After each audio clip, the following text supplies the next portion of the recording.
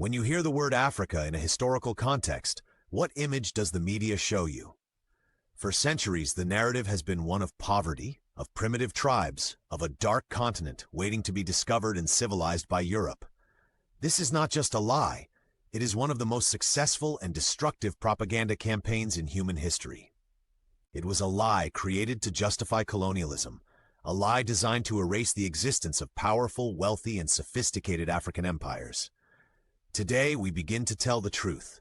Forget everything you think you know. We are going back to the 14th century, to West Africa, to the heart of the mighty Mali Empire. This was not a small, isolated kingdom. This was a sprawling, powerful state, larger than all of Western Europe combined. Its territories were vast, its armies were disciplined, and its cities were legendary centers of learning and commerce. And it was built on a foundation of almost unimaginable wealth. The Mali Empire controlled more than half of the entire world's supply of two crucial resources: salt, which was as valuable as currency in the medieval world, and gold. The gold fields of Bambouk and Bure were under their exclusive control. While Europe was struggling through its own dark ages, the Mali Empire was literally sitting on a mountain of gold.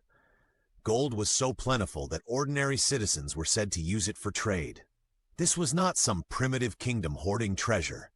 This was a sophisticated Islamic empire with a complex system of administration and a deep commitment to knowledge. Its capital, Timbuktu, was not a mythical city of fantasy.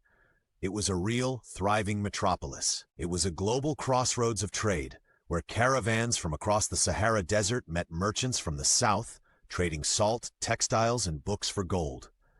The wealth from this trade funded the legendary University of Sankore, which at its peak housed more books than any library in Europe and attracted scholars from across the Islamic world.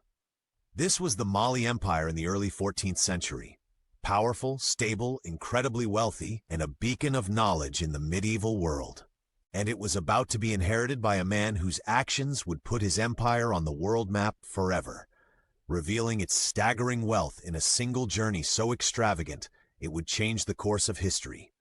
To meet the man who would become the richest human being who has ever lived, follow for Part 2, The Rise of Mansa Musa, and subscribe to History and Beyond. Hello, I'm a sample audio.